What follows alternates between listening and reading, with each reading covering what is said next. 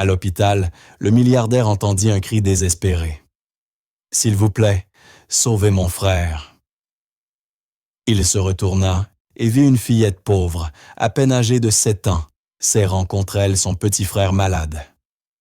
Ce qui arriva, ensuite, choqua tout le monde. Avant de plonger dans l'histoire, laissez un commentaire ci-dessous et dites-nous d'où vous nous regardez. Bonne lecture. Marc Delacroix connaissait déjà trop bien l'intérieur de l'hôpital de la Pitié-Salpêtrière. À 32 ans, son rythme de vie effréné de PDG milliardaire du secteur technologique exigeait des bilans réguliers. Son assistante avait fixé ce rendez-vous des semaines plus tôt, et malgré la montagne de réunions qui l'attendaient encore, à son bureau du centre-ville de Paris, il se trouvait là, assis dans la salle d'attente stérile, parcourant ses courriels sur son téléphone. C'est alors qu'il l'entendit. « S'il vous plaît, aidez-moi. Mon frère a besoin d'un médecin. » Marc leva les yeux. Au milieu du hall des urgences se tenait une fillette d'à peine 7 ans, vêtue de haillons, les cheveux noirs emmêlés. Mais ce qui le figea, c'était ce qu'elle portait dans ses bras maigres. Un petit garçon d'environ 3 ans, pâle comme un fantôme, le corps inerte contre son épaule. « S'il vous plaît !» cria encore la fillette d'une voix brisée. « Il est si malade. Je n'ai pas d'argent, mais ne le laissez pas mourir. » Le personnel hospitalier accourut vers elle, mais Marc s'était déjà levé, oubliant son téléphone. Il observa les infirmières prendre doucement l'enfant de ses bras et l'emporter en urgence, derrière les doubles portes. La fillette voulut suivre, mais un agent de sécurité la retint. « Non, Noah, je dois rester avec Noah !» hurla-t-elle, les larmes coulant sur ses joues sales. La poitrine de Marc se serra. Cette scène perçait l'armure qu'il s'était forgée au fil des années de négoces impitoyables. Il s'approcha lentement. « Hé !» dit-il doucement en s'agenouillant à sa hauteur. « Comment t'appelles-tu » La fillette le fixa avec de grands yeux terrifiés. « Emma » murmura-t-elle. « Emma Fournier. C'est mon frère Noah. Il n'a que 3 ans. C'est tout ce qu'il me reste. Tout ce qu'il te reste. » Marc sentit sa gorge se nouer. Emma hocha la tête en s'essuyant le nez du revers de la main. « Nos parents, ils sont morts dans un accident de voiture il y a 6 mois. Il ne reste que Noah et moi. Mais il est tombé malade et je ne sais pas quoi faire. J'ai essayé de m'occuper de lui, mais il empire. Et la dame du foyer a dit qu'il avait besoin d'un hôpital, mais je n'ai pas d'assurance, pas d'argent et... » « Doucement, » dit Marc avec douceur. « Tu vis dans un foyer ?» Emma acquiesça misérablement. « Nous n'avons nulle part ailleurs, mais Monsieur Delacroix... » Elle lut son badge de visiteur. « Je ferai n'importe quoi. Je travaillerai, je nettoierai. Je donnerai tout ce que j'ai. Mais, s'il vous plaît, ne laissez pas mon petit frère mourir. C'est tout ce que j'ai au monde. » Marc sentit quelque chose se briser en lui. Cette petite fille, 7 ans à peine, négociait comme un adulte désespéré. Depuis combien de temps portait-elle ce fardeau seule? Un médecin sortit des doubles portes, le visage grave. Marc se redressa, posant instinctivement la main sur l'épaule d'Emma. « Êtes-vous de la famille ?» demanda le médecin à la fillette. « Je suis sa sœur, » répondit Emma vivement. « Je suis sa seule famille. » Le médecin s'accroupit. « Emma, ton frère, est très malade. Il a une leucémie lymphoblastique aiguë. C'est un type de cancer qui affecte le sang et la moelle osseuse. Il a besoin d'un traitement immédiat, mais... » Il hésita, jetant un coup d'œil au dossier. « Sans assurance, ni arrangement de paiement, je crains que... »« Je paierai, » s'entendit dire Marc. Les mots sortirent avant même qu'il n'ait réfléchi. « Quoi qu'il faille, considérez que c'est réglé. » Le médecin leva les yeux surpris. « Monsieur, comprenez-vous ce que vous proposez? Le traitement peut coûter des centaines de milliers d'euros sur les prochaines... » Je comprends parfaitement, coupa Marc d'une voix ferme. Il sortit son portefeuille et tendit sa carte bancaire platine. Faites tous les examens nécessaires. Prenez les meilleurs oncologues. Commencez le traitement immédiatement. L'argent n'est pas un problème. Emma leva les yeux vers lui, comme s'il descendait du ciel. Vous le pensez vraiment? Marc contempla son visage couvert de larmes et ressentit quelque chose qu'il n'avait pas senti depuis des années, un but au-delà des marges de profit et des cours boursiers. Je le pense. Ton frère va recevoir les meilleurs soins possibles. Tandis que le médecin s'éloignait en urgence, Emma se jeta contre la taille de Marc, sanglotant dans son costume hors de prix. « Merci, merci, merci. » Marc lui tapota maladroitement le dos, les yeux embués de larmes inattendues. Il n'avait pas pensé à sa propre petite sœur depuis des années. Il n'avait pas voulu se souvenir de la nuit où elle était morte parce que la famille n'avait pas pu payer le traitement nécessaire. Il n'avait que 10 ans impuissant, la regardant s'éteindre. Ce soir-là, il avait juré de ne plus jamais être impuissant. C'est pourquoi il avait gravi chaque échelon bâti, son empire était devenu Marc de la Croix, le nom qui apparaissait dans les classements de Forbes. Et maintenant, une autre petite fille, un autre enfant malade, une nouvelle chance. Une infirmière s'approcha avec des papiers. « Monsieur de la Croix, nous aurons besoin de quelques renseignements. Êtes-vous le tuteur légal de ces enfants ?» Marc hésita. Il ne savait rien d'eux, à part ce qu'Emma lui avait confié en 10 minutes. « Je suis un ami de la famille qui est dans une situation difficile. » Alors que l'infirmière repartait avec ses informations, Marc regarda Emma désormais assise sur une chaise en plastique, balançant nerveusement ses jambes, les yeux fixés sur les portes où l'on avait emmené Noah. « Emma, dit-il doucement en s'asseyant près d'elle. Parle-moi de tes parents. Que s'est-il passé? » La lèvre inférieure d'Emma trembla. Ils rentraient du travail de papa. Un camion a brûlé un feu rouge et les a percutés. Ils sont morts sur le coup. C'est ce que la police a dit. Papa était ingénieur quelque part au centre-ville. Maman restait à la maison avec nous. Je suis désolé, répondit Marc, et il le pensait vraiment. Après leur mort, l'ASE a voulu nous séparer, envoyer Noah dans une famille d'accueil et moi dans une autre. Mais je ne pouvais pas le laisser. Alors nous avons fui. Nous avons dormi dans différents foyers et je me suis occupé de lui. Sa voix avait une pointe de fierté, malgré tout. Je sais m'occuper de lui. Je l'ai toujours fait. Je ne peux juste pas le guérir. Marc ressentit une profonde admiration pour cette petite fille intrépide. Mais en la regardant si petite, si seul quelque chose le dérangea. Il sortit son téléphone et envoya rapidement un message à son chef de la sécurité. « Faites une enquête sur David Fournier, ingénieur, mort dans un accident il y a 6 mois, région de Paris. Rapport complet immédiatement. » La réponse arriva en quelques minutes. « Bien reçu, patron. Première recherche. Il travaillait chez Delacroix Technologies, votre division de fabrication. Rapport complet d'ici 1 heure. » Le sang de Marc se glaça. Le père de cette fillette avait travaillé dans sa propre entreprise, celle dont il était le PDG. Il la regarda avec des yeux neufs. Quelle était la probabilité? Son téléphone vibra encore. Nouveau message de la sécurité. « Patron, vous devez voir ça. Le rapport d'accident comporte des irrégularités. La police l'a noté comme suspect. L'enquête a été classée faute de preuves.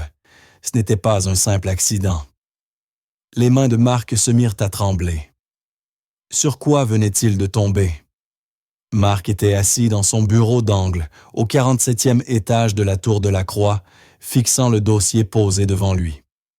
Le classeur beige semblait peser 1 tonne. À l'intérieur, les détails de la vie et de la mort de David Fournier. Âgé de 35 ans, ingénieur mécanicien principal à la division de fabrication de Delacroix Technologies, marié à Sarah Fournier, 33 ans. 2 enfants, Emma 7 ans et Noah 3 ans. Décédés le 14 février jour de la Saint-Valentin, dans ce que la police avait d'abord qualifié d'homicide routier. Mais l'enquête avait été suspendue lorsque le conducteur du camion affirma une défaillance de frein. Le camion appartenait à une société écran dissoute quelques jours après l'accident. La mâchoire de Marc se crispa. Ce n'était pas un hasard. Quelqu'un avait visé David Fournier. Mais pourquoi? Son téléphone sonna. C'était la docteure Patricia Morin, l'oncologue pédiatrique qu'il avait personnellement choisi pour Noah. « Monsieur Delacroix, je voulais vous donner des nouvelles de l'état de Noah, dit-elle. Nous avons commencé la chimiothérapie, mais pour être honnête, il était gravement dénutri. Son système immunitaire est très affaibli. Emma a fait de son mieux, mais ses enfants ont survécu avec presque rien.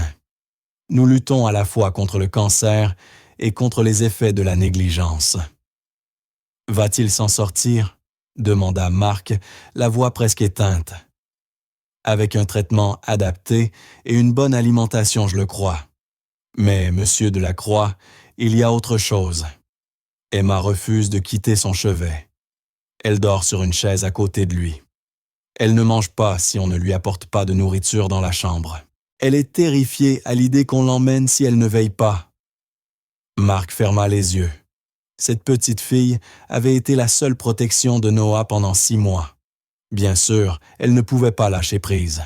« J'arrive dans 20 minutes, » dit-il en saisissant sa veste. Quand Marc arriva à l'hôpital, il trouva Emma exactement comme la docteure Morin l'avait décrit recroquevillée sur une chaise, la main serrée autour des petits doigts de son frère. Noah dormait une perfusion dans le bras, la respiration régulière, mais faible. Emma leva les yeux lorsqu'il entra.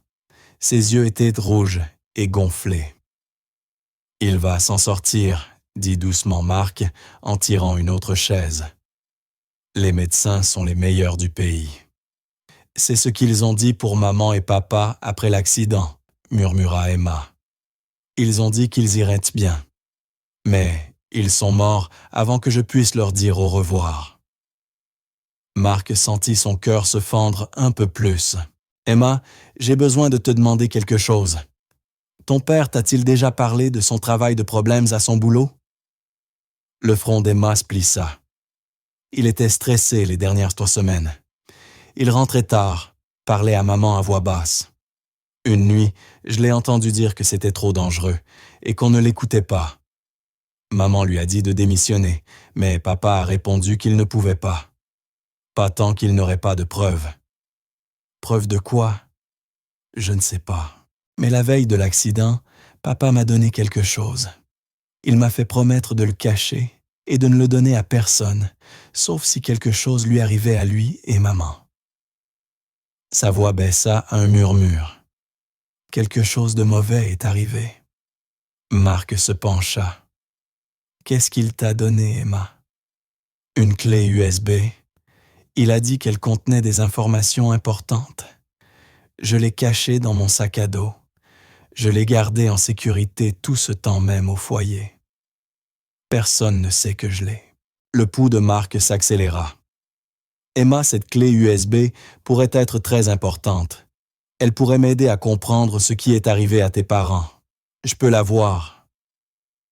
Emma hésita, scrutant son visage. Puis, lentement, elle se pencha sous le lit de Noah, où reposait son vieux sac. Elle ouvrit une poche dissimulée dans la doublure et sortit une petite clé USB noire. « Papa a dit de ne la donner qu'à quelqu'un en qui j'ai confiance, » dit-elle en la déposant dans la paume de Marc. « Je vous fais confiance, monsieur Delacroix. Vous avez sauvé Noah. Vous êtes une bonne personne. » Marc referma les doigts sur la clé, sentant tout son poids. Quel que fût son contenu, il avait probablement coûté la vie à David Fournier. Et maintenant, Marc tenait la clé. « Merci, Emma. Je te promets que je vous garderai toi et Noah en sécurité. » En quittant l'hôpital, Marc ne pouvait se défaire de l'impression d'être observé. Il jeta un coup d'œil autour du parking souterrain sans rien remarquer d'anormal. Pourtant, les poils de sa nuque se hérissèrent. Il ignorait qu'à 3 étages au-dessus, un homme en manteau sombre le photographiait à travers la fenêtre de l'hôpital, parlant à voix basse au téléphone. « Il a la clé. La gamine Fournier la lui a donnée. Qu'est-ce qu'on fait? » La voix à l'autre bout était glaciale. « Rien pour l'instant. Voyons ce que Marc Delacroix en fera. S'il est malin, il s'éloignera. Sinon, les accidents, ça arrive. » Marc ne rentra pas chez lui cette nuit-là. Il se rendit plutôt dans son bureau privé, à la tour de la Croix, celui sans fenêtre, et dont la porte exigeait 3 niveaux d'accès sécurisés. Il inséra la clé USB de David Fournier dans un ordinateur isolé non relié à aucun réseau. Ce qu'il découvrit lui glaça le sang. David avait travaillé sur le projet Titan, un contrat militaire classifié que Delacroix Technologies avait remporté 2 ans plus tôt. Le projet consistait à fabriquer des composants spécialisés pour des systèmes de défense. Mais selon les fichiers de David, quelque chose n'allait pas terriblement mal. Les documents montraient des défaillances systématiques de contrôle. Qualité, l'utilisation de matériaux de qualité inférieure. Des rapports de sécurité falsifiés, des pièces susceptibles de lâcher de façon catastrophique sur le terrain, mettant en danger les soldats français qui en dépendaient. Le plus accablant était une série d'emails. David avait signalé ces problèmes à son supérieur Richard Calvet. On lui avait ordonné de se taire les irrégularités, n'étant que des mesures d'économie temporaire approuvées au sommet. Quand David avait menacé de prévenir les autorités, Calvet avait répondu par un message glaçant. « Certaines choses dépassent la conscience d'un seul homme. Pense à ta famille, David. » Marc se renversa sur son siège, l'esprit en ébullition. Richard Calvet était l'un de ses vice-présidents, un homme qu'il avait personnellement promu 3 ans plus tôt, en qui il avait eu confiance pour diriger la division fabrication. Avait-il ordonné la mort de David Fournier? Son téléphone vibra. Un SMS d'un numéro inconnu. Arrêtez de chercher. Éloignez-vous tant que vous le pouvez. Les enfants sont des dommages collatéraux que vous ne pouvez pas vous permettre. Les mains de Marc tremblaient non de peur, mais de rage. Quelqu'un menaçait Emma et Noah, 2 enfants qui avaient déjà tout perdu. Il appela aussitôt son chef de la sécurité. « Robert, j'ai besoin d'une protection complète. Surveillance, 24h24 et 7J7 au service d'oncologie pédiatrique de la Pitié-Salpêtrière. 2 enfants, Emma et Noah Fournier. Personne ne s'en approche sans mon autorisation personnelle. » « Compris, monsieur. Que se passe-t-il? » « Quelqu'un a tué leur père et menace de finir le travail. Je veux qu'on les protège comme ma propre famille. » « Bien reçu. Équipe en place dans l'heure. » Marc raccrocha et fixa les documents à l'écran. S'il révélait tout cela, il exposerait la corruption au sein même de son entreprise. Sa réputation serait détruite. Les investisseurs paniqueraient. Le contrat militaire serait annulé. Delacroix Technologies pourrait perdre des milliards d'euros. Mais s'il ne le faisait pas, des soldats mourraient. Emma et Noah pourraient mourir. Son téléphone sonna de nouveau. Cette fois, c'était Emma depuis l'hôpital. « Monsieur Delacroix. » Sa voix était petite et effrayée. « Il y a un homme devant la chambre de Noah. Il dit qu'il vient de l'ASE, mais l'infirmière dit que personne n'a appelé. J'ai peur. » Marc attrapa déjà ses clés. « Verrouille la porte, Emma. N'ouvre à personne, sauf la docteure Morin ou les agents de sécurité que j'envoie. J'arrive. » Il courut vers l'ascenseur, le cœur battant. Alors que les portes se refermaient, il aperçut Richard Calvet sortir de son bureau au bout du couloir, le téléphone collé à l'oreille, le regard froid et calculateur posé sur Marc. La partie venait de commencer. Marc arriva à l'hôpital et trouva 2 de ses gardes en faction devant la chambre de Noah et Emma à l'intérieur avec la docteure Morin. L'agent de l'ASE avait disparu au moment où la sécurité était arrivée. Preuve supplémentaire qu'il ne s'agissait pas d'une simple confusion administrative. « Emma », dit Mark doucement, en s'agenouillant près de sa chaise. « J'ai besoin que tu sois courageuse pour moi. De mauvaises personnes cherchent ce que ton papa t'a donné, mais je vais te protéger toi et Noah. Je te le promets. » La lèvre d'Emma trembla. « Ils vont nous faire du mal, comme à maman et papa. Pas tant que je suis là. Regarde-moi, ma chérie. » Mark attendit que ses yeux apeurés croisent les siens. « J'ai perdu ma petite sœur quand j'avais 10 ans. Elle est tombée malade comme Noah, et nous n'avions pas les moyens de l'aider. Je n'ai pas pu la sauver. Mais je peux sauver Noah, et je peux vous protéger tous les deux. Je le jure sur ma vie. » Quelque chose dans sa voix dut la convaincre, car Emma se jeta à son cou en sanglotant. Mark la serra, cette fillette farouche, qui avait été forte si longtemps, et la laissa enfin s'effondrer. La docteure Morin se retira discrètement pour les laisser seuls. Au cours des jours suivants, Mark devint une présence constante à l'hôpital. Il apportait à Emma des vêtements propres, de la vraie nourriture, des livres et des jouets. Il s'asseyait auprès de Noah pendant les traitements, lui lisant des histoires, même si le petit garçon dormait la plupart du temps. Il apprit que Noah adorait les dinosaures et qu'Emma rêvait de devenir institutrice comme sa mère l'avait été. « Maman nous lisait chaque soir », raconta Emma un soir alors que Noah dormait. Elle faisait toutes les voix drôles. Papa nous chatouillait et nous courait après dans la maison. On était heureux, monsieur Delacroix. On était une vraie famille. « Vous l'êtes toujours », répondit Mark. « Toi et Noah. Ce lien ne se brise pas. Mais je ne suis qu'une enfant. Comment puis-je m'occuper de lui ?» Mark lui prit la main. « Tu n'as plus à le faire toute seule, Emma. Laisse-moi t'aider. Laisse-moi être là. Laisse-moi faire partie de ton équipe. » Emma l'observa longuement. « Pourquoi tu fais ça? On n'est personne. Tu es riche et important. Tu pourrais être n'importe où, faire n'importe quoi. » Mark pensa à sa sœur, à la culpabilité qu'il portait depuis 22 ans, à l'empire qu'il avait bâti sur les cendres de son impuissance. « Parce que quand je te regarde, je me vois à 10 ans effrayé, en colère, impuissant. Je vois la personne que j'étais avant d'apprendre à me battre. Et parce que peut-être que je fais ça pour toutes les mauvaises raisons, Emma. Peut-être que j'essaie de sauver ma sœur en sauvant ton frère. Peut-être que c'est égoïste. » « Ce n'est pas égoïste, » répondit Emma doucement. « C'est de l'amour. L'amour n'est jamais égoïste. » Cette sagesse, venue de la bouche d'un enfant, laissa Mark sans voix.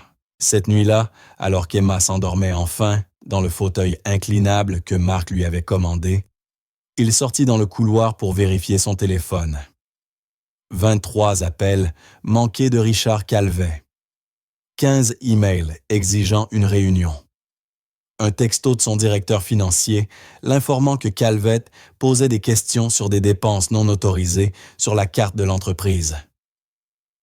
Ils encerclaient, devenaient nerveux. Tant mieux, qu'ils s'énervent. Mark ouvrit sa messagerie sécurisée et tapa un message au bureau de la police judiciaire à Paris. « J'ai des preuves de fraude sur des contrats de défense et d'un possible meurtre. Besoin de parler immédiatement à la brigade financière. Cela implique du matériel militaire et la mort d'un lanceur d'alerte. » Il appuya sur envoyer sans hésiter. En rangeant son téléphone, il remarqua au bout du couloir une silhouette, un concierge, poussant lentement un chariot. Mais l'homme ne regardait pas son travail, il fixait Mark. Leurs regards se croisèrent une seconde avant que l'homme ne tourne et disparaisse au coin du couloir. L'instinct de Mark cria danger.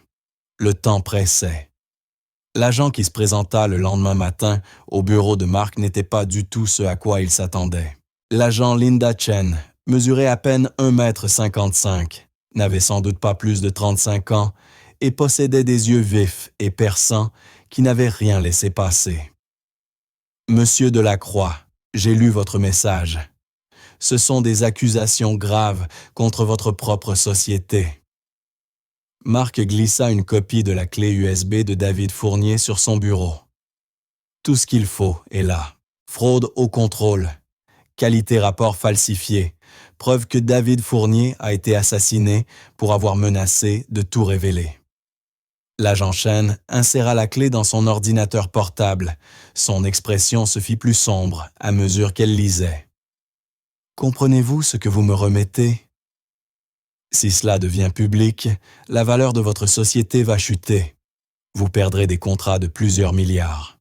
Votre conseil demandera votre tête. » « J'en suis conscient, » répondit Marc calmement. « Mais des soldats français utilisent un matériel qui pourrait tomber en panne parce que quelqu'un dans mon entreprise a jugé le profit plus important que des vies.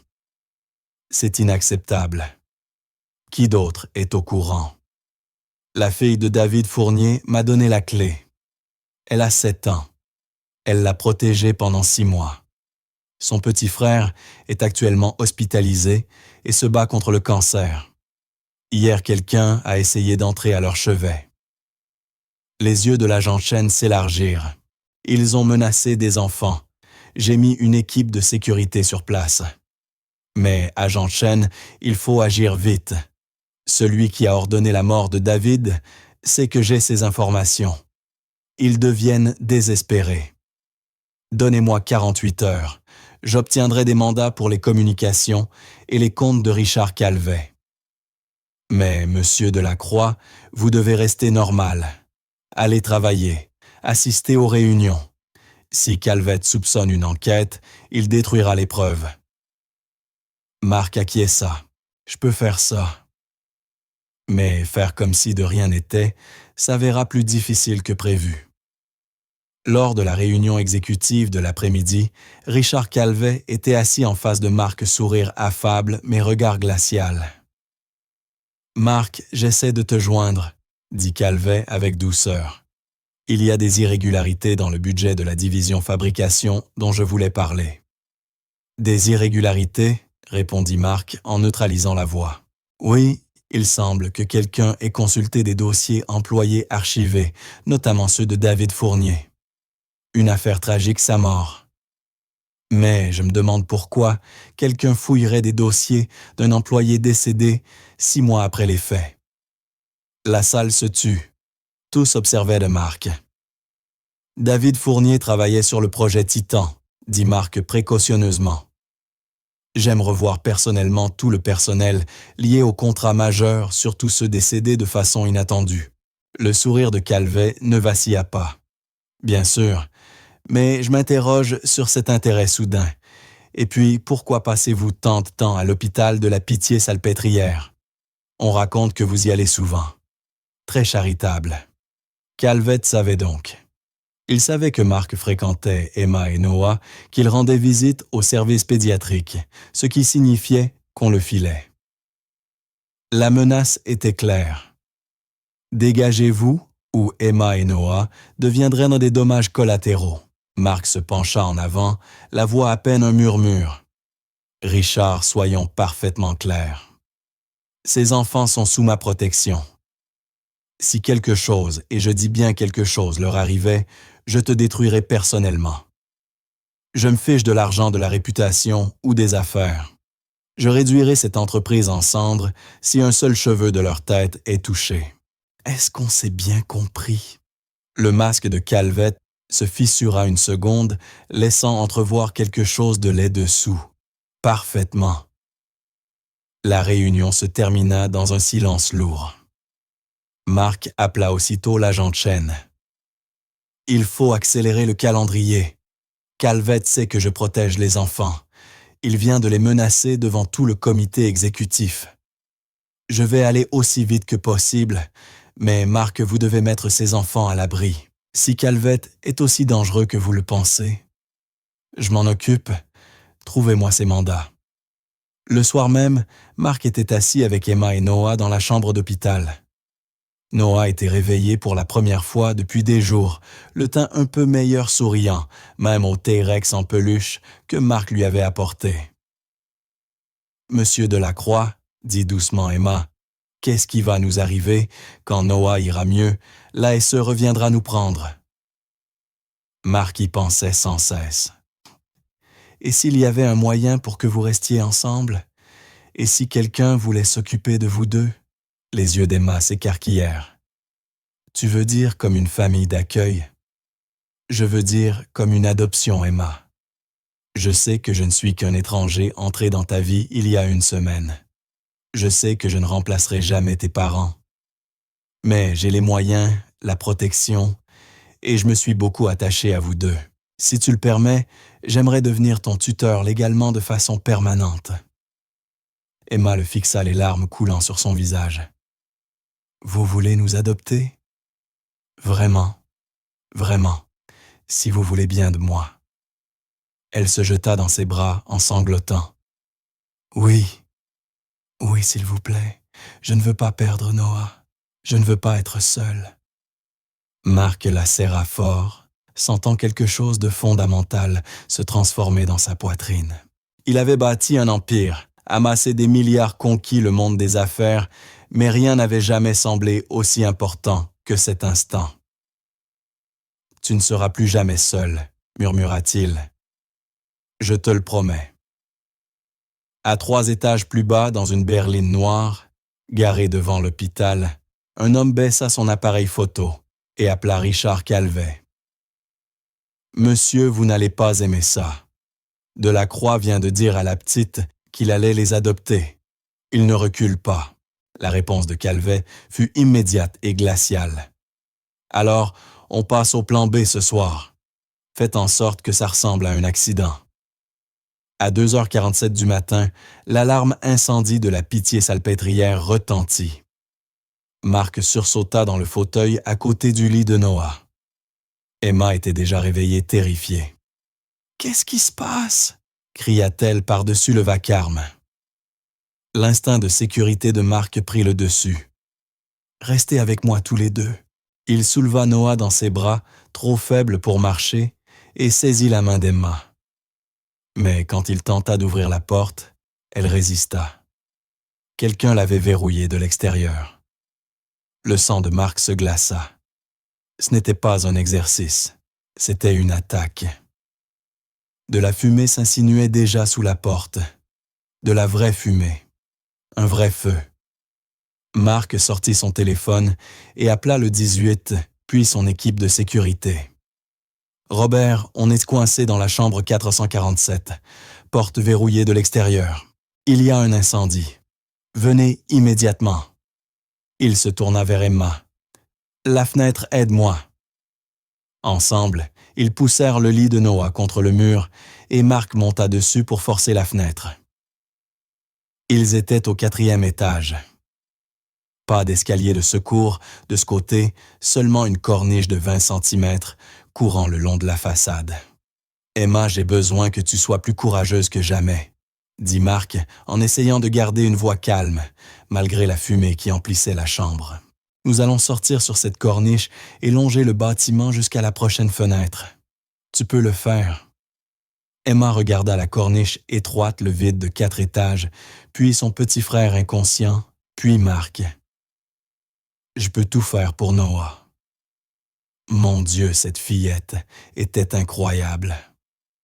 Marc passa le premier serrant, Noah contre sa poitrine, d'un bras s'agrippant au bâtiment de l'autre. Emma suivit collée au mur avançant, centimètre par centimètre. Le vent froid de Paris fouettait autour d'eux. Un seul faux pas serait fatal. Ils atteignirent enfin la fenêtre suivante. Marc la brisa d'un coup de pied, au moment même où des cris retentissaient dans leur chambre.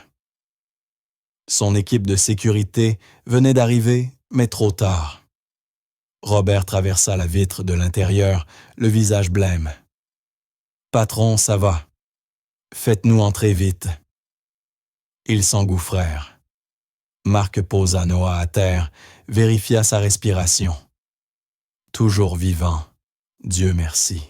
Les pompiers arrivèrent quelques minutes plus tard, mais l'incendie était localisé uniquement la chambre d'Emma.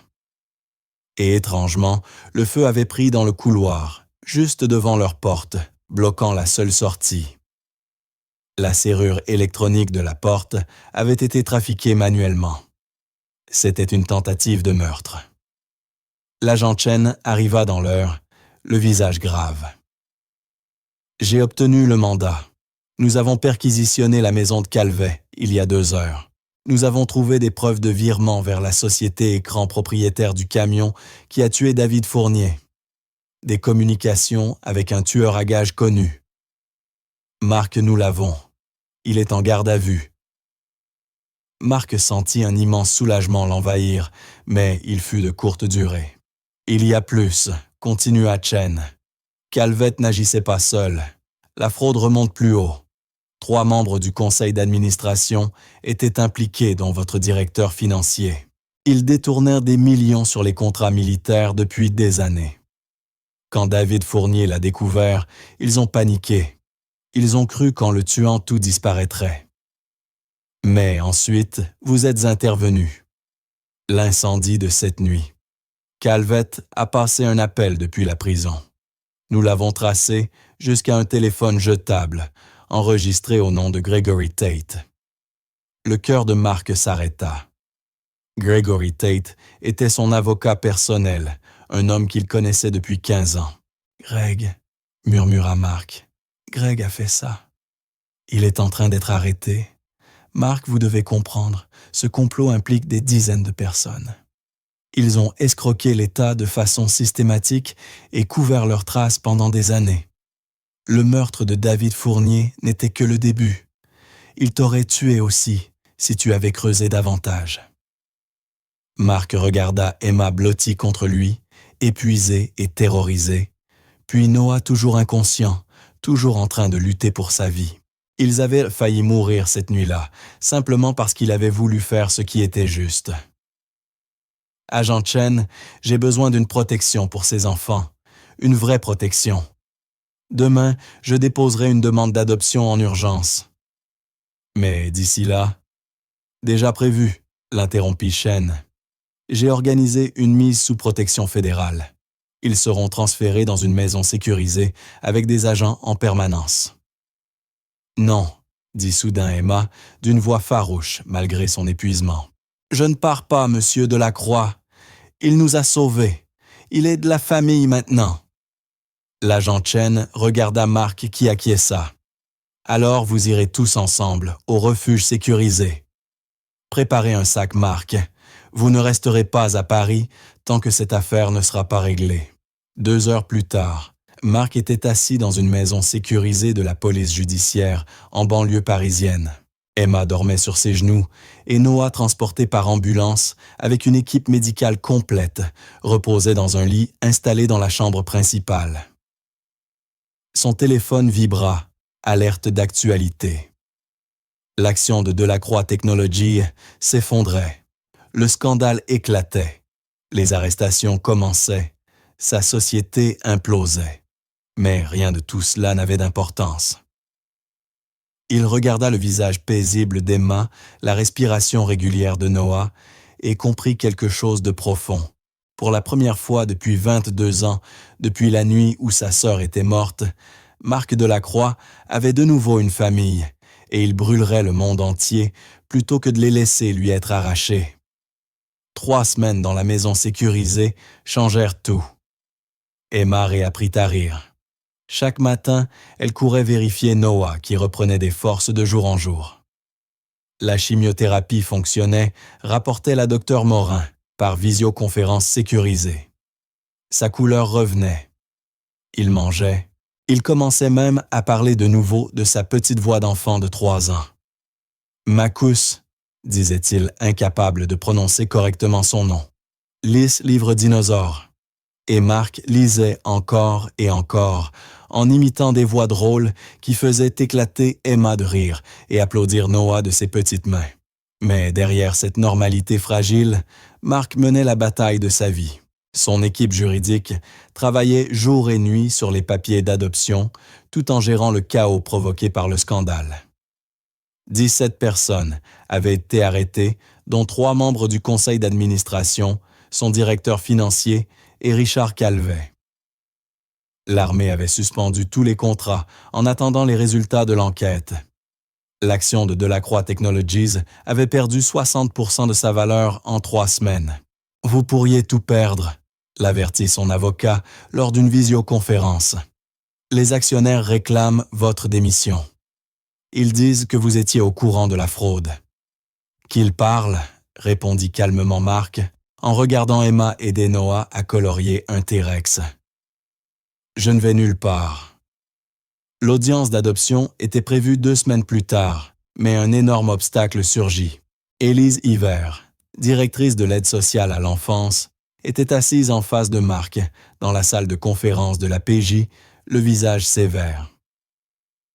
Monsieur Delacroix, même si j'apprécie votre enthousiasme pour ces enfants, vous devez comprendre mes réserves. Vous êtes un homme célibataire de 32 ans, sans expérience parentale. Vous avez rencontré ces enfants il y a exactement 23 jours. Votre société est au cœur d'un scandale criminel. Vous êtes actuellement sous protection fédérale à cause de menaces de mort. Je suis aussi la seule personne qui les a maintenus en vie, répondit calmement Marc. Emma et Noah n'ont plus de famille, pas de grands-parents, pas d'oncles ni de tantes. Sans moi, ils seront séparés dans différents foyers. C'est la procédure standard quand on ne peut pas placer des fratries ensemble immédiatement. Mais ce sera par-dessus mon cadavre. Sa voix restait posée.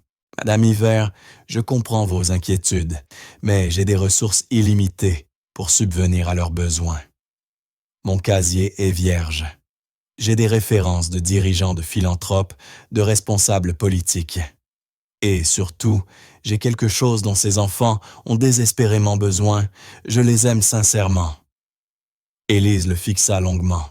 Pourquoi, monsieur Delacroix? Qu'est-ce qui vous motive vraiment?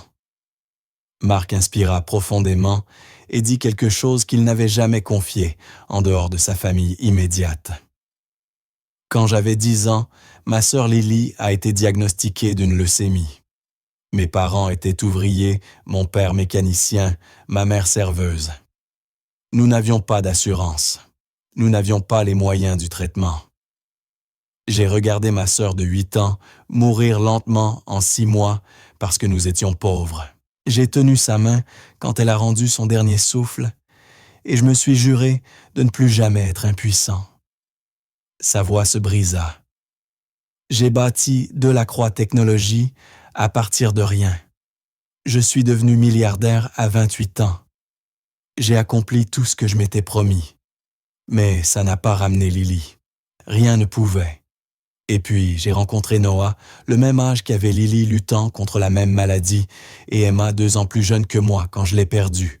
Ils étaient, moi, Madame Hiver, m'ont passé debout dans ce couloir d'hôpital, me donnant une chance de réécrire la fin.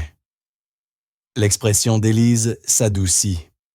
Je ne peux pas sauver Lily, mais je peux sauver Noah, et je peux m'assurer qu'Emma ne connaisse jamais l'impuissance que j'ai connue. S'il vous plaît, ne me les enlevez pas. Ils sont ma seconde chance. Élise resta silencieuse un long moment. Enfin, elle parla. Je recommanderai l'approbation au juge.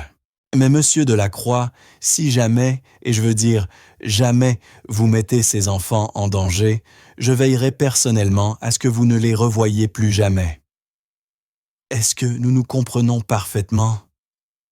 Cette nuit-là, Marc annonça la nouvelle à Emma. Elle éclata en sanglots des larmes de joie cette fois et le serra si fort qu'il avait du mal à respirer. « Ça veut dire que tu seras vraiment notre papa », chuchota-t-elle. Marc sentit ses propres yeux se remplir de larmes. « Si tu veux bien de moi, je sais que je ne peux pas remplacer ton père. »« Tu ne le remplaces pas », répondit fermement Emma. « Tu es différent. Papa sera toujours mon papa. Mais toi, tu es celui qui nous a sauvés, qui s'est battu pour nous, qui nous a choisis. Ça fait de toi de la famille, toi aussi. »« Famille », répéta Marc, trouvant ce mot à la fois étrange et merveilleux. « Oui, c'est exactement ce que nous sommes. » Noah trottina jusqu'à lui serrant son livre de dinosaures. « Lis, dit-il. » Marc rit à travers ses larmes, soulevant le petit garçon sur ses genoux. « Toujours, mon grand, toujours. » Mais en lisant, il ne pouvait chasser l'impression que quelque chose clochait encore. La police judiciaire avait arrêté les conspirateurs, mais l'agent Chen avait dit une chose qui le hantait. La fraude va plus haut. Ils avaient attrapé Calvet et les membres du conseil, mais s'il y avait quelqu'un d'autre, quelqu'un qui leur avait échappé. Son téléphone vibra un SMS d'un numéro inconnu. « Tu crois que c'est fini? Ça ne l'est pas. Tu as pris quelque chose qui ne t'appartient pas. » Nous le voulons. Le sang de Marc se glaça. Il ne parlait pas de la clé USB, il parlait d'Emma et de Noah. Marc engagea une sécurité renforcée d'anciens militaires des forces spéciales, désormais dans le privé. La maison sécurisée devint une forteresse, mais sa paranoïa ne cessait pas. Chaque voiture qui passait paraissait suspecte. Chaque regard d'inconnu ressemblait à une menace. Emma le remarqua. « Tu es inquiet, » dit-elle un après-midi, tandis que Noah faisait la sieste. Marc essaya de sourire. « Je suis juste prudent. Est-ce que quelqu'un essaie encore de nous faire du mal? » Il ne pouvait pas lui mentir. Elle avait trop enduré pour ça. « Je ne sais pas, ma chérie, mais je ne prends aucun risque. » Emma resta silencieuse un moment. « Monsieur Delacroix, enfin Marc, est-ce que je peux te demander quelque chose? Tu as dit que tu avais une sœur qui est morte. Elle était comment? » Marc sentit sa gorge se nouer. Il parlait rarement de Lily. Elle était tout ce qu'il y avait de bon dans ce monde. Gentille, drôle, courageuse. Elle adorait les papillons. Elle les attrapait dans notre jardin, puis les relâchait en disant qu'ils étaient trop beaux pour être gardés. « Comme Noah et les dinosaures, » dit doucement Emma. « Oui, exactement. » Marc sortit son portefeuille et en tira une photo usée. Marc, à 10 ans, un bras autour de Lily, 8 ans tous deux souriants. C'était 2 semaines avant qu'elle tombe malade. Emma observa la photo. Elle a l'air heureuse. Elle l'était, jusqu'au bout. Même quand elle souffrait, elle souriait et me racontait des histoires sur les papillons qu'elle voyait quand elle fermait les yeux. Elle disait qu'il l'emmenait vers un bel endroit. « Tu crois qu'elle veille sur toi maintenant? » Marc n'avait jamais été religieux, mais la question d'Emma le fit hésiter. « Peut-être. Peut-être que c'est pour ça que j'étais à l'hôpital ce jour-là. Peut-être que c'est Lily qui m'a envoyé te trouver. » Emma lui prit la main. « Alors, je suis contente qu'elle l'ait fait, parce que je pense que tu avais autant besoin de nous que nous de toi. » De la bouche des enfants, en effet. Ce soir-là, l'agent Chen appela avec des nouvelles. « Marc, nous avons analysé les dossiers financiers. Le détournement est pire que prévu, plus de 300 millions d'euros sur 5 ans. Mais voilà le problème. L'argent n'est pas allé à Calvet ou aux membres du conseil. Ils ont touché de petites commissions, mais la majeure partie est partie sur des comptes offshore introuvables. Qu'est-ce que tu veux dire? Je veux dire qu'il y a un acteur plus important, que nous n'avons pas identifié. Quelqu'un qui a orchestré toute l'opération. Calvet n'était qu'un gestionnaire intermédiaire. Le vrai cerveau court toujours. » Marc se sentit mal. « Tu as des pistes? Une seule. Calvet a passé un appel depuis la prison avant qu'on puisse l'en empêcher. Nous l'avons retracé jusqu'à un numéro aux îles Caïmans. Le compte est enregistré au nom d'une société appelée Titan Holdings. Titan, comme le projet Titan. Ce n'était pas une coïncidence. Agent Chen fouillait la structure de Titan Holdings. Trouvez qui est derrière. C'est déjà en cours, mais marque ce genre de sociétés écrans est fait pour masquer l'identité des propriétaires. Ça peut prendre des semaines. On n'a peut-être pas des semaines. Après avoir raccroché, Marc retourna voir les enfants. Emma lisait une histoire à Noah bien au chaud, sous ses couvertures, avec son dinosaure en peluche. « Il était une fois, » dit Emma de sa voix de conteuse, un petit dinosaure courageux qui avait perdu sa famille. Il avait peur et se sentait seul. Mais il rencontra un gentil géant qui lui promit de le protéger pour toujours. Et ils devinrent une famille et vécurent heureux pour toujours. Les yeux de Noah se fermaient déjà un petit sourire aux lèvres. La poitrine de Marc se serra d'émotion. Ses enfants avaient traversé l'enfer, mais ils croyaient encore aux fins heureuses. Il ferait tout pour qu'ils en aient une. Plus tard dans la nuit, incapable de dormir, Marc s'assit dans la cuisine et relut pour la 100e fois les dossiers de David Fournier. Il devait y avoir quelque chose qu'il avait manqué. Un indice sur le véritable instigateur. Et soudain, il le vit une note manuscrite de David dans un rapport technique. Vérifier les spécifications de tension par rapport aux normes militaires d'origine. JW a approuvé le remplacement sans test adéquat. Les mains de Marc se mirent à trembler. Non, ce n'était pas possible. Il ouvrit la liste des cadres de Delacroix Technologies d'il y a 5 ans.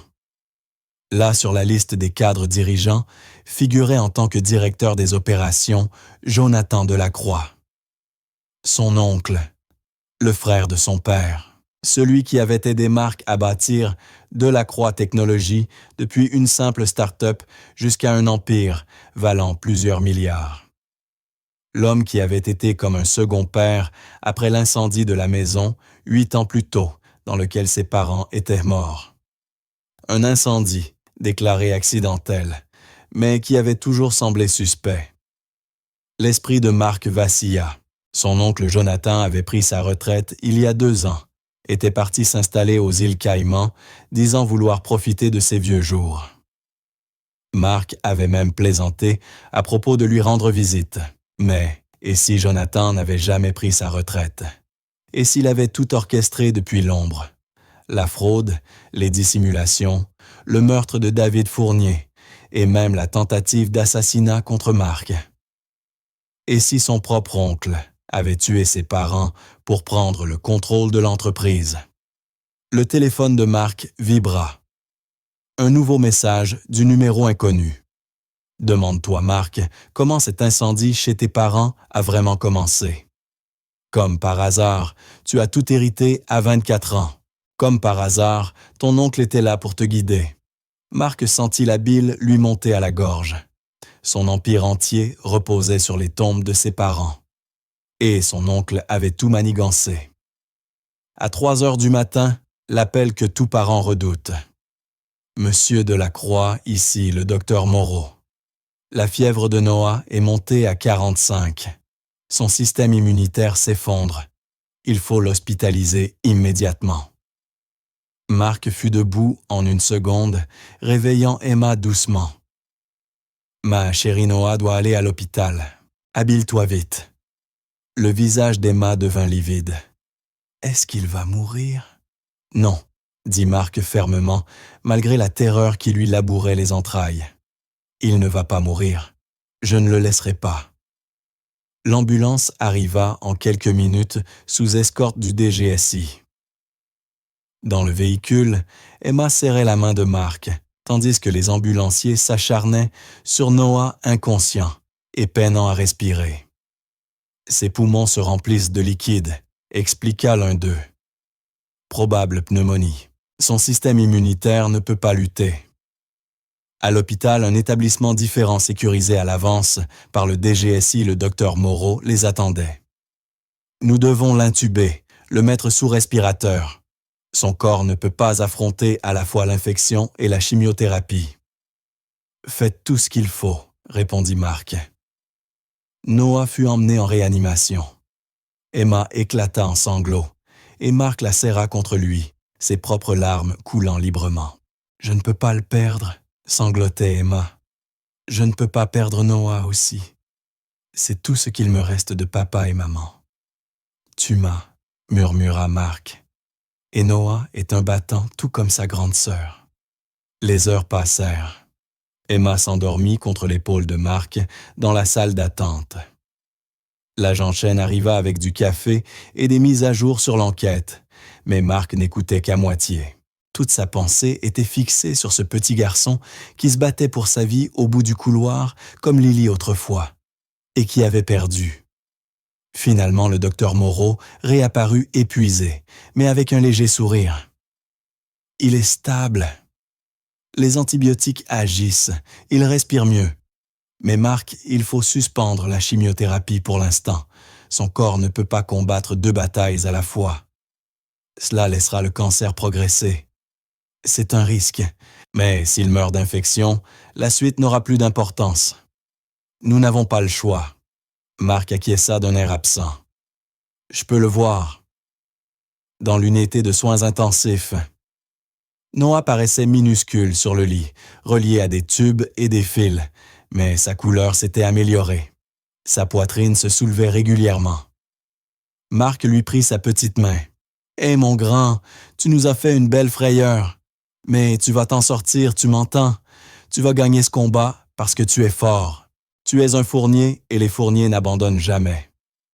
Et tu es un Delacroix maintenant, » ajouta Emma réveillée qui les avait rejoints. « On protège la famille, n'est-ce pas, Marc? » « Exactement, » dit Marc, la voix serrée d'émotion.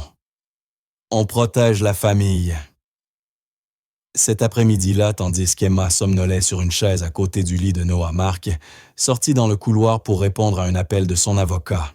« Marc, nous avons un problème avec l'adoption, » annonça celui-ci. « Quelqu'un a déposé une opposition à la procédure. »« Qui? »« Jonathan Delacroix, votre oncle. Il affirme qu'en tant que seul parent vivant, c'est à lui d'avoir la garde des enfants que vous tentez d'adopter. Il dit que vous n'êtes pas mentalement stable pour être parent dans les circonstances actuelles. » Marc sentit la rage l'envahir. « Ce salaud. » « Ce n'est pas tout, » poursuivit l'avocat. « Il a engagé Gloria Hendricks. C'est la meilleure avocate en droit de la famille du Midwest. Ils argumentent que les enfants doivent être placés chez Jonathan jusqu'à la fin de l'enquête criminelle et que votre état mental soit évalué. »« C'est lui le criminel, » explosa Marc. « Il essaie d'obtenir les enfants pour... » Il s'arrêta net. « Pourquoi? » « Les tuer. Les utiliser comme levier, non.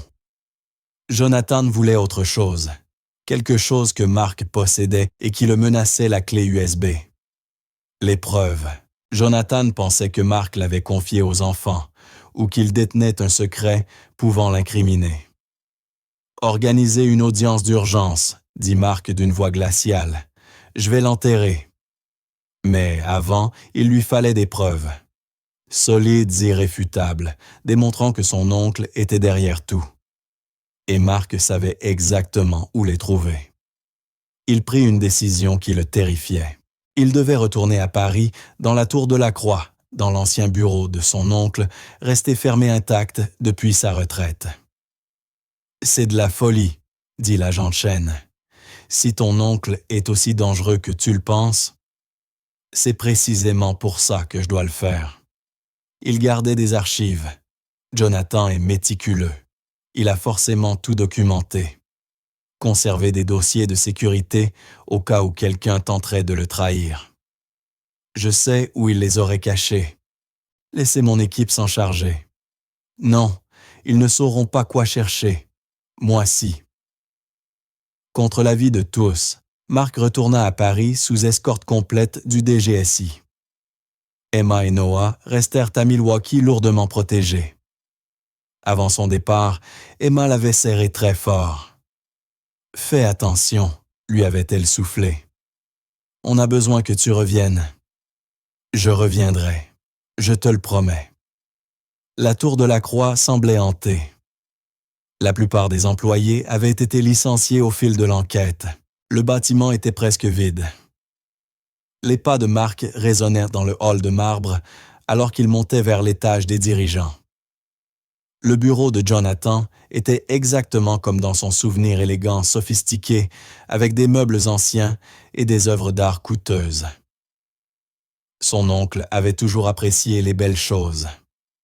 Mark alla droit à la bibliothèque, caressant du doigt les reliures, jusqu'à trouver L'art de la guerre de Sun Tzu, le livre préféré de Jonathan.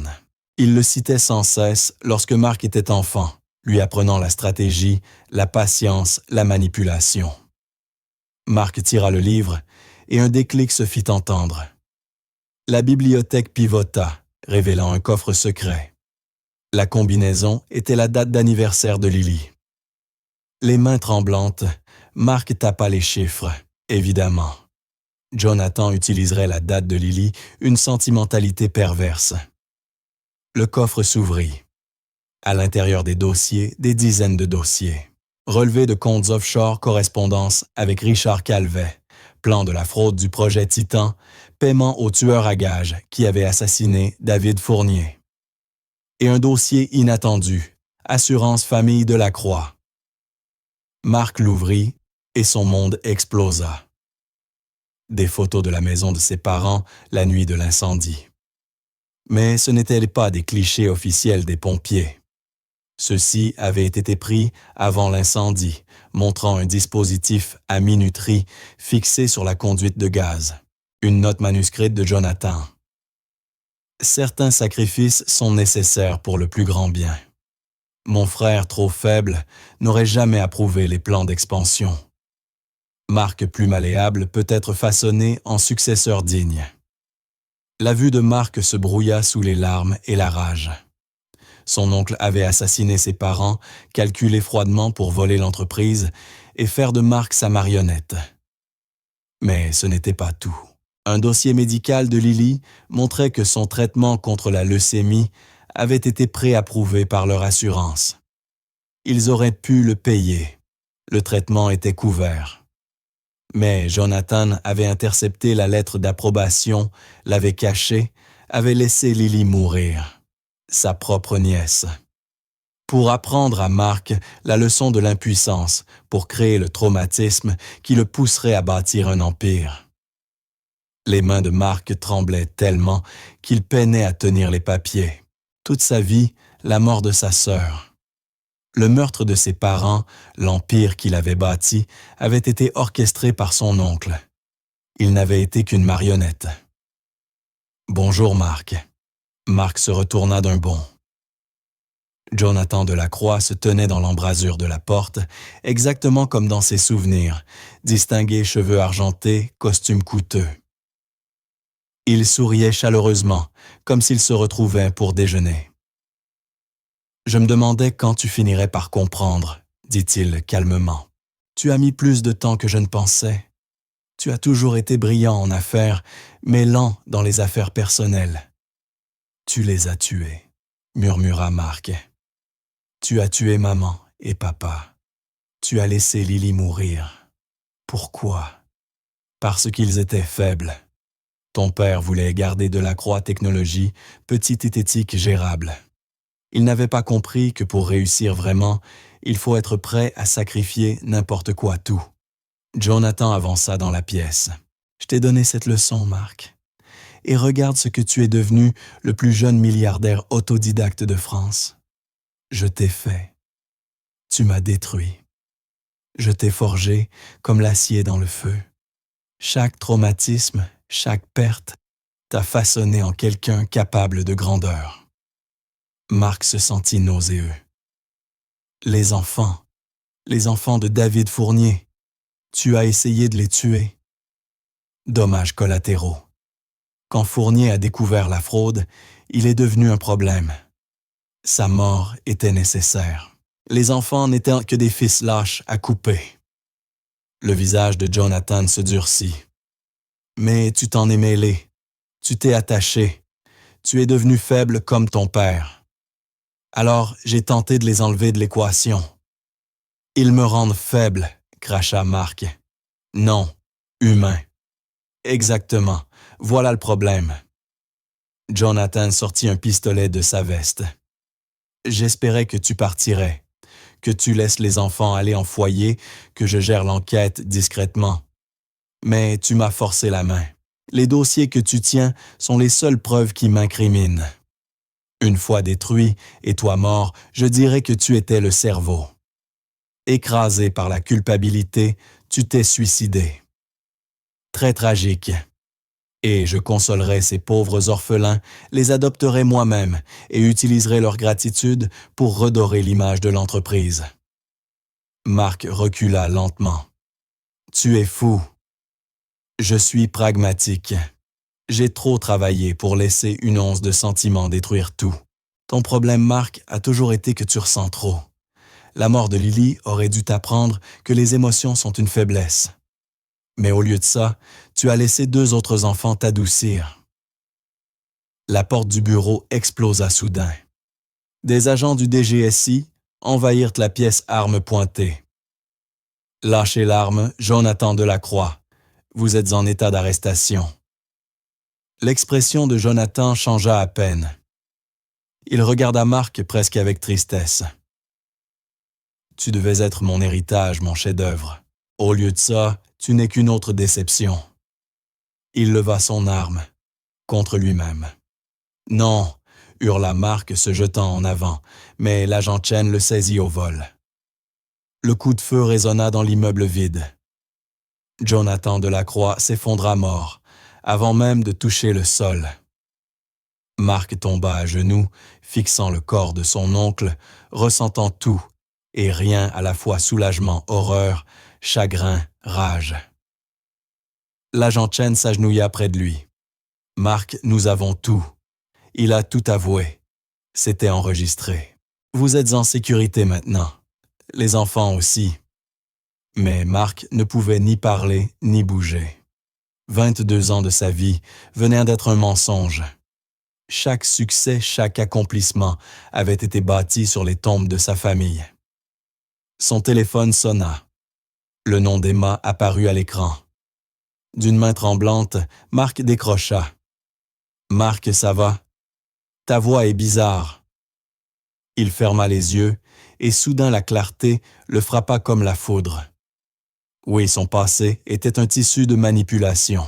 Oui, son oncle avait transformé son traumatisme en moteur. Mais Emma et Noah, eux, étaient réels. Son amour pour eux était réel. Ce choix de les protéger de devenir leur père était la première décision véritablement libre de toute sa vie adulte. « Ça va, ma chérie », dit-il, d'une voix qui retrouvait de la stabilité. « Je rentre auprès de toi et de Noah, auprès de notre famille. Promis, promis. Et Emma, je veux que tu saches une chose, toi. Et Noah, vous n'avez pas seulement sauvé Noah. Vous m'avez sauvé moi aussi. » 2 semaines plus tard, Marc se tenait devant le tribunal de la famille, face à la juge qui devait décider de l'avenir d'Emma et Noah. La salle d'audience était bondée de médias, d'assistantes sociales, d'agents du DGSI et de membres de l'équipe dirigeante restante, les rares innocents dans le scandale. Noah, encore faible mais en convalescence, était assis en fauteuil roulant au premier rang. Emma lui tenait la main. Tous 2 portaient des vêtements neufs que Marc leur avait achetés. Ils semblaient terrifiés. Marc croisa le regard d'Emma et lui adressa un sourire. « Tout ira bien », murmura-t-il silencieusement. La juge l'honorable Margaret Torres parcourut les dossiers devant elle. « C'est l'un des dossiers d'adoption les plus inhabituels que j'ai jamais vus. Monsieur Delacroix, vous connaissez ces enfants depuis exactement 43 jours. Vous tentez de reconstruire une entreprise mêlée au plus grand scandale de fraude à la défense de l'histoire récente. Votre seul parent vivant s'est récemment suicidé après avoir avoué plusieurs meurtres. Vous avez 32 ans et aucune expérience parentale. » Le cœur de Marc se serra. Elle allait refuser. « Cependant, » reprit la juge Torres, « j'ai aussi lu le témoignage de la Dre Patricia Moreau qui affirme que vous vous êtes impliqué intimement dans les soins de Noah, assistant à chaque rendez-vous, prenant des décisions éclairées et faisant preuve d'une remarquable dévotion. J'ai lu les déclarations de l'agent spécial du DGSI Linda Chen qui vous crédite d'avoir risqué votre vie pour protéger ses enfants et exposer une conspiration criminelle. J'ai vu les preuves financières montrant que vous avez dépensé plus de 2 millions d'euros pour les traitements de Noah, sans hésitation. La juge regarda Emma et Noah. Mais surtout, j'ai parlé en privé avec Emma Fournier. Emma, veux-tu dire au tribunal ce que tu m'as confié? Emma se leva la voix petite, mais déterminée. Votre honneur, Marc, a sauvé la vie de mon frère. Il a sauvé la mienne aussi. Il s'est battu pour nous quand personne d'autre ne l'a fait. Il nous a promis qu'on ne serait jamais séparés, et il a tenu cette promesse. Mon papa et ma maman sont partis, mais Marc me fait sentir en sécurité à nouveau. Il me fait sentir aimé. Et Noah l'appelle Morcus et lui demande de lire des livres de dinosaures tous les soirs. Nous sommes déjà une famille dans notre cœur. Nous avons juste besoin que les papiers le disent aussi. Le visage sévère de la juge Torres s'adoucit. Et toi, Noah, que penses-tu de Monsieur Delacroix? Noah leva les yeux vers Marc et sourit largement. Marc, c'est mon papa maintenant. La salle d'audience explosa de murmures. La juge Torres frappa de son marteau. Silence. Puis elle se tourna de nouveau vers Marc. Monsieur Delacroix, l'adoption est un engagement permanent à vie. Ces enfants ont subi des traumatismes immenses. Ils auront besoin de thérapie de patience, de constance et d'un amour inconditionnel. Êtes-vous prêt à leur offrir tout cela? Votre honneur, répondit Marc d'une voix claire et forte. Les 22 premières années de ma vie, j'ai été guidé par la douleur et la colère après la mort de ma sœur. J'ai bâti un empire pour combler un vide qui ne pouvait jamais l'être. Puis, j'ai rencontré Emma et Noah. Et pour la première fois depuis Lily, j'ai ressenti un but au-delà du profit. J'ai ressenti un amour au-delà de l'ambition. Ils m'ont donné une raison de devenir un homme meilleur. Je ne suis pas parfait. J'apprends en avançant. Mais j'aime ces enfants de tout ce que j'ai et je passerai le reste de ma vie à m'assurer qu'ils soient en sécurité, heureux et aimés. Ce n'est pas seulement un engagement, votre honneur, c'est une promesse sacrée. Un long silence. Puis la juge Torres sourit un vrai sourire. Monsieur Delacroix, il est clair pour ce tribunal que malgré les circonstances inhabituelles, vous avez démontré un engagement authentique envers le bien-être de ces enfants. Emma et Noah ont exprimé sans ambiguïté leur volonté de rester avec vous. Et franchement, au vu de ce qu'ils ont enduré, ils méritent stabilité et amour. Elle leva son marteau. Par conséquent, ce tribunal accorde la demande d'adoption. Marc Delacroix, vous êtes désormais reconnu comme le parent et tuteur légal d'Emma Rose Fournier et de Noah David Fournier. Félicitations. Vous êtes officiellement père. Le marteau tomba. La salle éclata en applaudissements. Emma cria de joie et se jeta dans les bras de Marc. Noah fit rouler son fauteuil aussi vite qu'il le put pour les rejoindre. Et Marc le souleva de son bras libre, tenant les deux enfants contre lui, alors qu'ils pleuraient tous ensemble. « Nous sommes une famille », sanglota Emma contre son épaule. « Une vraie famille. Nous sommes une famille. » Marc acquiesça la voix brisée. « Pour toujours. » Ladru Moreau s'approcha en souriant. « Félicitations, monsieur Delacroix. Ou devrais-je dire, papa. » Marc sait très bien, répondit-il en riant à travers ses larmes. Mais papa, ça marche aussi. L'inspectrice principale Chen apparut à son tour. Marc, nous avons terminé l'exploitation de toutes les preuves. Le patrimoine de Jonathan Delacroix sera saisi pour indemniser l'État et les victimes de la fraude. Mais vos biens personnels sont intacts. Vous êtes libre de reconstruire Web Technologies comme bon vous semble. Marc regarda les enfants dans ses bras, puis revint vers l'inspectrice. Je vais faire des changements. Web Technologies est entièrement restructuré. Nouvelle direction, nouveau contrôle éthique et une nouvelle mission, développer des technologies qui protègent les familles, pas des profits qui les détruisent. Et nous créons la Fondation Lily Delacroix pour financer les traitements du cancer chez les enfants dont les familles n'ont pas les moyens. Aucun enfant ne doit mourir à cause de l'argent. Plus jamais. Emma leva les yeux vers lui, les siens brillants.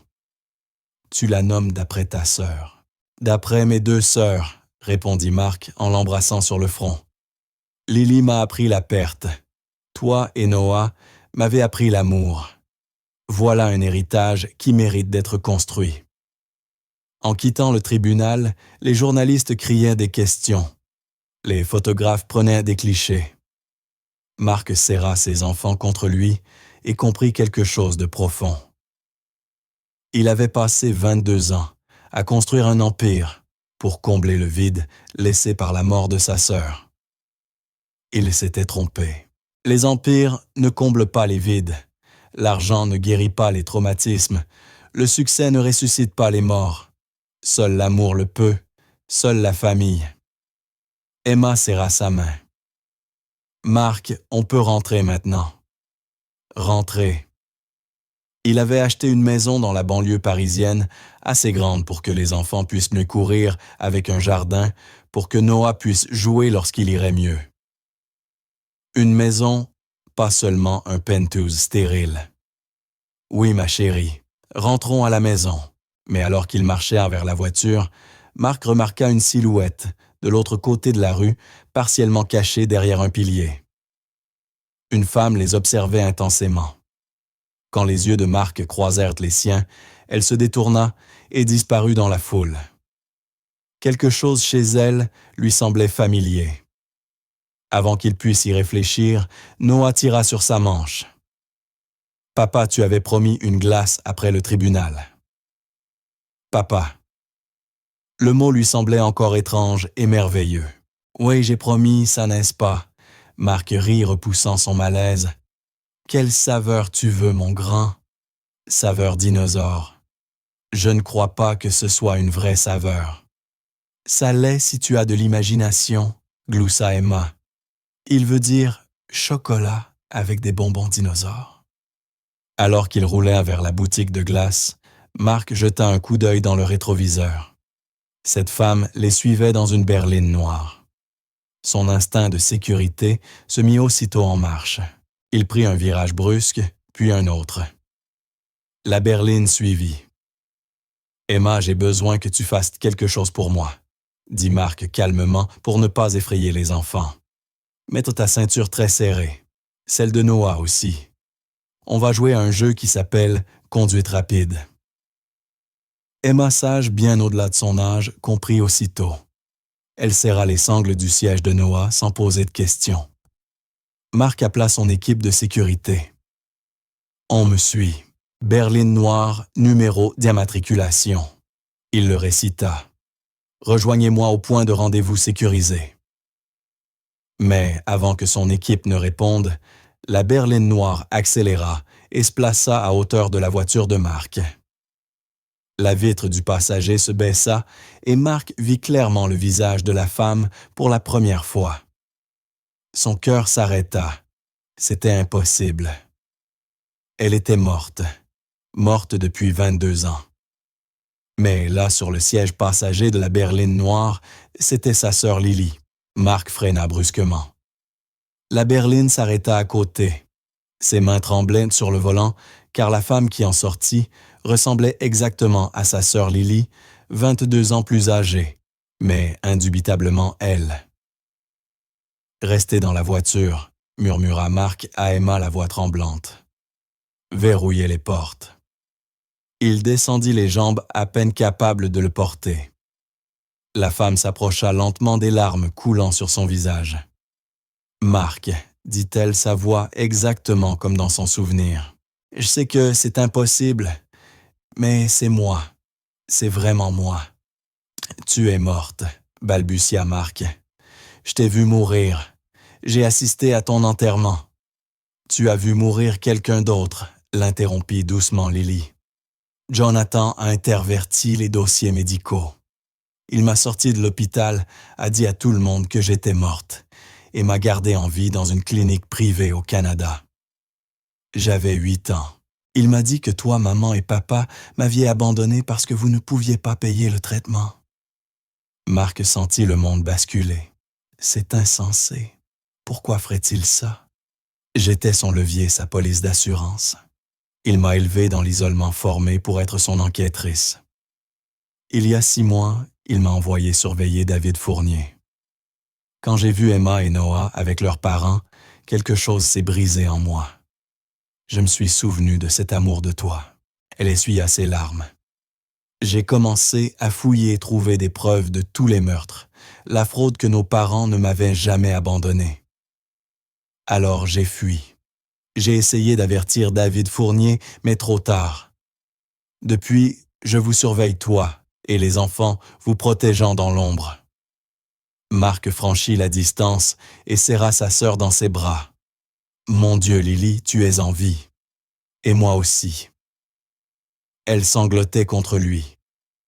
Tu m'as tellement manqué chaque jour. Toi aussi, tu m'as manqué. Toute ma vie, je l'ai construite autour du vide que tu avais laissé. La voix d'Emma les interrompit. Marc, est-ce que tout va bien? Marc se retourna et vit Emma près de la voiture, avec Noah qui dépassait timidement derrière elle en serrant son dinosaure. Marc s'agenouilla et prit les mains d'Emma. Emma, voici ma sœur Lily, celle que je croyais morte. Elle a été vivante tout ce temps. Les yeux d'Emma s'écarquillèrent. La sœur Papillon, comme un miracle. Lily s'agenouilla à son tour, se mettant à hauteur d'Emma.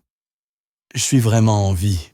Et Emma, j'ai essayé de prévenir ton père, mais je n'ai pas été assez rapide. Je suis tellement désolé. Emma fit un pas en avant et la serra dans ses bras. Ce n'est pas grave. Tu as essayé et tu as protégé Marc pour nous. Ça fait de toi de la famille. Noah trottina vers eux. Tu es la sœur de Marc, comme Emma et c'est la mienne. Oui, Lily sourit à travers ses larmes. Exactement. Alors tu es ma tante. Je n'ai jamais eu de tante avant. Marc regarda sa sœur rencontrer ses enfants et sentit quelque chose de fondamental changer en lui. Lily, je veux que tu rentres à la maison. Vraiment à la maison. Emma, Noah et moi, nous sommes une famille. Et tu fais partie de cette famille. Tu l'as toujours été. Emma saisit la main de Lily. Dis ouais, s'il te plaît. Lily éclata de rire, un son que Marc n'avait pas entendu depuis l'enfance. D'accord. Oui, je viens à la maison. 3 mois plus tard, Marc se tenait dans leur jardin, regardant Noah courir après des papillons avec tante Lily. Ses cheveux repoussaient. Ladre Moreau l'avait déclaré en rémission complète. Emma installait un stand de limonade au profit de la fondation Lily de la Croix. « Tu crois que c'est réel ?» demanda Lily, apparaissant à ses côtés, avec Noah juché sur ses épaules. « Certains jours, je suis convaincu que c'est un rêve, » admit Marc. « Mais non, on est là, vivants, ensemble. » Le soir, après que Noah fut couché et qu'Emma lisait, Marc s'assit avec Lily sur le porche, observant les lucioles. « Jonathan m'a appris une leçon, dit-il. Pas celle qu'il voulait. Le succès sans amour ne vaut rien. Le pouvoir sans but est vide. La seule famille qui compte, c'est celle qu'on construit par choix et par amour. C'est le seul empire qui mérite d'être bâti. » Emma apparut dans l'embrasure de la porte. « Je n'arrive pas à dormir. On peut parler. » Marc ouvrit les bras et elle grimpa sur ses genoux. « Qu'est-ce qu'il y a, ma chérie? Tu crois que maman et papa seraient d'accord si je t'appelais papa? » La gorge de Marc se serra. « Emma, l'amour ne se divise pas, il se multiplie. Tes parents seront toujours tes parents. Mais je suis ton papa aussi. Ça n'enlève rien à leur place. 4 parents, une sœur, une tante et un frère. » Emma compta. « Ça fait beaucoup de familles. »« C'est exactement le bon nombre, » dit Lily. Emma resta silencieuse un instant, puis demanda. « Papa, est-ce que tu vas m'envoyer ailleurs quand j'aurai 18 ans? » Emma Rose de la Croix, dit Marc d'une voix ferme. Tu n'es pas une enfant placée. Tu es ma fille. Ici, c'est ta maison pour toujours. Tu comprends? Je comprends. Je t'aime, papa. Moi aussi, ma chérie. Plus que je n'aurais jamais cru possible. Plus tard, Marc contempla une photo prise cet après-midi-là. Tous les quatre riaient ensemble. 1 an auparavant, il avait tout ce que l'argent pouvait acheter, mais rien de ce qui comptait. Aujourd'hui, il avait quelque chose qu'aucune fortune n'aurait pu lui offrir, une famille bâtie sur le choix, le sacrifice et l'amour inconditionnel. Jonathan avait essayé de lui apprendre que l'amour était une faiblesse. Mais Jonathan avait tort. L'amour n'était pas une faiblesse. C'était la plus grande force qui soit. Le vrai succès ne se mesurait pas en euros ou en pouvoir, mais dans les vies que l'on touche et les cœurs que l'on guérit.